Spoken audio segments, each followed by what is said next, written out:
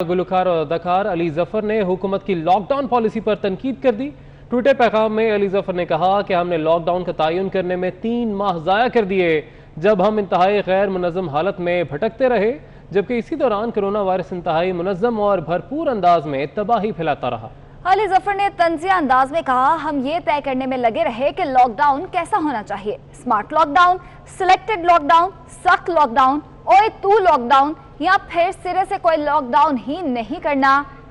Twitter پیغام میں علی ظفر نے کہا کہ ہم نے لاک ڈاؤن کا تعین کرنے میں 3 ماہ ضائع کر دیے جب ہم انتہائی غیر منظم حالت میں بھٹکتے رہے، جبکہ اسی دوران کرونا وائرس انتہائی منظم اور بھرپور انداز میں تباہی پھیلاتا رہا۔ علی ظفر نے طنزیہ انداز میں کہا، ہم یہ طے کرنے میں لگے رہے کہ لاک ڈاؤن کیسا ہونا چاہیے، smart lockdown, selected lockdown, سخت lockdown, OA2 lockdown یا پھر سرے سے کوئی لاک ڈاؤن ہی نہیں کرنا۔ ٹویٹر پیغام میں علی ظفر نے کہا کہ ہم نے لاک ڈاؤن کا تعین کرنے میں 3 ماہ ضائع کر دیے جب ہم انتہائی غیر منظم حالت میں بھٹکتے رہے، جبکہ اسی دوران کرونا وائرس انتہائی منظم اور بھرپور انداز میں تباہی پھیلاتا رہا۔ علی ظفر نے طنزیہ انداز میں کہا، ہم یہ طے کرنے میں لگے رہے کہ لاک ڈاؤن کیسا ہونا چاہیے، smart lockdown, selected lockdown, سخت lockdown, OA2 lockdown یا پھر سرے سے کوئی لاک ڈاؤن ہی نہیں کرنا۔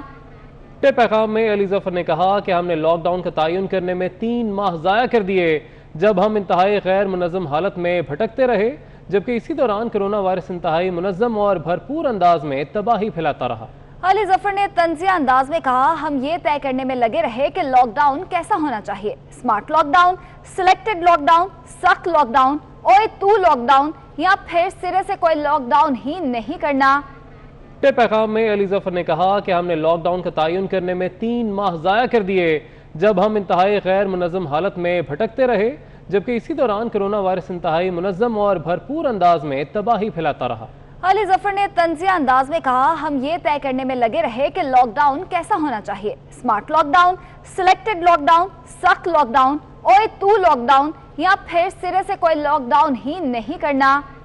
ٹویٹر پیغام میں علی ظفر نے کہا کہ ہم نے لاک ڈاؤن کا تعین کرنے میں 3 ماہ ضائع کر دیے جب ہم انتہائی غیر منظم حالت میں بھٹکتے رہے، جبکہ اسی دوران کرونا وائرس انتہائی منظم اور بھرپور انداز میں تباہی پھیلاتا رہا۔ علی ظفر نے طنزیہ انداز میں کہا، ہم یہ طے کرنے میں لگے رہے کہ لاک ڈاؤن کیسا ہونا چاہیے، smart lockdown, selected lockdown, سخت lockdown, OA2 lockdown یا پھر سرے سے کوئی لاک ڈاؤن ہی نہیں کرنا۔